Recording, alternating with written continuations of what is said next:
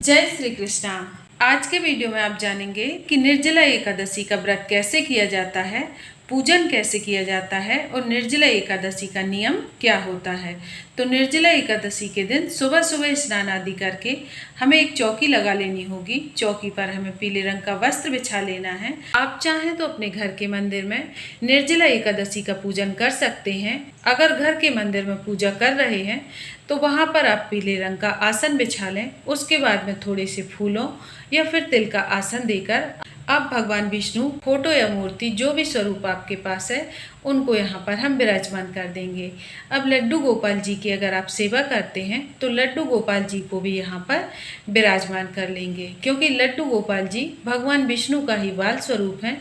तो घर के मंदिर में ही अगर पूजा कर रहे हैं तो वहाँ पर तो श्री गणेश जी विराजमान होंगे, लेकिन अगर आप कहीं दूसरी जगह अलग से चौकी लगाकर पूजन कर रहे हैं तो वहाँ पर फिर आपको श्री गणेश जी को जरूर विराजमान कर लेना है। इसके बाद में निर्जला एकादशी के दिन मटके का दान करना बहुत ही शुभ होता है, यानी कि कोरा घड़ा दान किया जाता है। तो एक कोरा घड़ा ले लीजिए, उसको हमें कंठ तक जल से भर लेना है।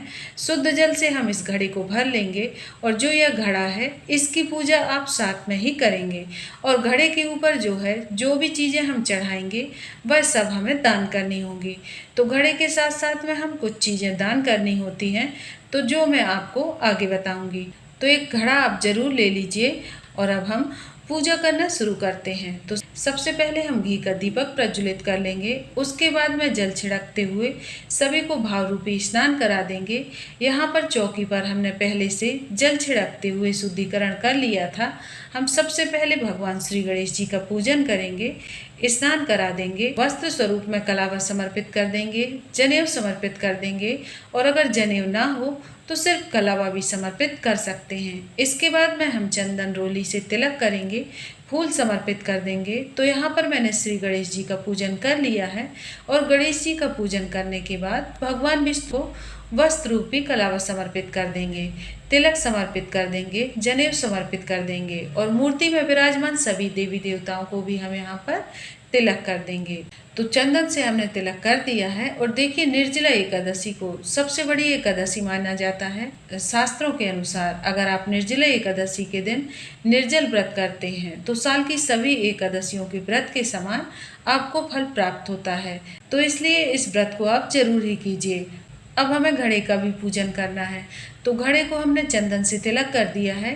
चंदन रोली से हम यहाँ पर तिलक कर देंगे। आप चाहें तो स्वास्तिक भी बना सकते हैं। अगर आप चाहें तो स्वास्तिक बना लें, नहीं तो फिर आप तिलक बस लगा सकते हैं। और घड़े के कंठ को कभी भी सूना नहीं छोड़ा जाता। तो घड़े के कंठ पर हम मौली बांध देंगे, फिर हम फूल समर्पित कर देंगे। तो जो भी फूल आपके पास हो आप समर्पित कर दें। और देखिए, निर्जला एकादशी के दिन मीठा जल दान किया जाता है। तो घड़े में चीनी हम नहीं डालते, क्योंकि घड़ा खराब हो जाएगा। इसलिए हम एक कटोरी चीनी घड़े के ऊपर रख देंगे। पहले ये चीनी हम श्री गणेश जी को और भगवान विष्णु को समर्पित कर देंगे। उसके बाद में हम यह चीनी की कटोरी इस घड़े के ऊपर रख देंगे। आप कटोरी या फिर किसी भी पैकेट में चीनी रख सकते हैं। फिर हम यहाँ पर श्री गणेश जी भगवान को, विष्णु भगवान को भोग समर्पित करेंगे। एकादशी में दूध से बनी मिठाई या फिर फलों का भोग लगाया जाता है, अन्न का भोग नहीं लगाया जाता। तो यहाँ पर फल समर्पित कर दिए हैं। साथ ही हम घड़े पर भी फल जरूर ही रख देंगे। आप चाहें तो कोई खरबूजा रख सकते हैं या आप कोई भी ऋतु फल रख सकते हैं।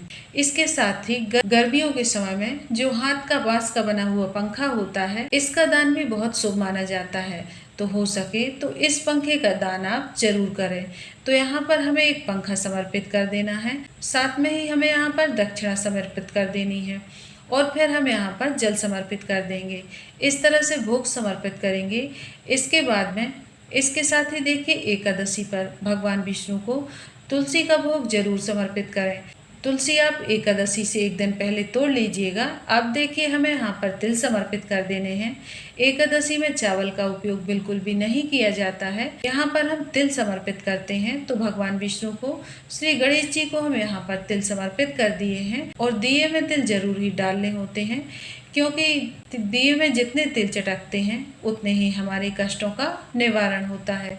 तो हम यहाँ पर तिल समर्पित कर देंगे और इसके बाद में हमें फिर यहाँ पर कथा सुननी होगी। तो कथा सुनने के लिए एक लोटा जल लेंगे, हाथ में फूल और तिल लेंगे। इसके बाद में हम निर्जला एकादशी व्रत की कथा सुनेंगे। अगर आपके पास एकादशी व्रत की पुस्तक है तो फिर आप वहाँ से कथा सुन सकते हैं, और कथा सुनने के बाद फूल भगवान विष्णु के चरणों में समर्पित कर देंगे और इसके बाद फिर हमें आरती करनी है। तो देखिए, आप चाहें तो कपूर से आरती कर सकते हैं या फिर जो दिया आपने जलाया है उससे भी आप आरती कर सकते हैं। धूप दीप से बहुत ही प्रेम पूर्वक हम भगवान श्री गणेश जी की आरती कर लेंगे, फिर हम भगवान विष्णु जी की आरती करेंगे। आरती करने के बाद हाथ जोड़कर पूजा में हो रही कमियों के लिए क्षमा याचना करेंगे और अपनी मनोकामना को पूर्ण करने के लिए भगवान से प्रार्थना करेंगे। इस तरह से निर्जला एकादशी की पूजा की जाती है। सुबह के समय हमें इस तरह से पूजा करनी है, और इसके बाद में जो जल का लोटा है इसमें से थोड़ा सा हम जल ले लेंगे। चौकी है और जो पूजा का सामान हमने लिया था इसके ऊपर से हमें 3 बार वार देना है। अब हमारी पूजा पूर्ण हो जाएगी। पूजा करने के बाद में जल का लोटा जो है यह हम सूर्य देवता को अर्घ दे देंगे, और जो भी हमने घड़ा लिया है, घड़े के साथ में जो भी हमने दक्षिणा ली है और घड़े पर जो भी सामान हमने चढ़ाया था, साथ में जो हमने पंखा लिया था, यह सभी चीज़ें हम दान कर देंगे। आप किसी भी पंडित को दान कर सकते हैं या फिर किसी भी गरीब को ये चीज़ें दान कर सकते हैं। तो घड़ा, चीनी, पंखा, फल और दक्षिणा, ये चीज़ें किसी भी गरीब को आपको दान कर देनी है। आप चाहें तो मंदिर में भी ये चीज़ें रख के आ सकते हैं, और पूजा के तुरंत बाद हम इन चीज़ों का दान कर देते हैं। बाकी चौकी यहीं पर लगी रहेगी, और शाम को भी इस चौकी पर हमें दीपक प्रज्वलित कर देना है, और शाम को भी आरती करनी है। और चौकी पर आपने जो भोग प्रसाद चढ़ाया है यह आप अपने घर के सभी सदस्यों में भोग प्रसाद के रूप में बांट सकते हैं। लेकिन जो मटके के ऊपर फल और चीनी और दक्षिणा, पंखा वगैरह आपने रखा है, वो मटके के साथ ही हमें दान कर देना होगा। इस तरह से हमें सुबह की पूजा करनी है।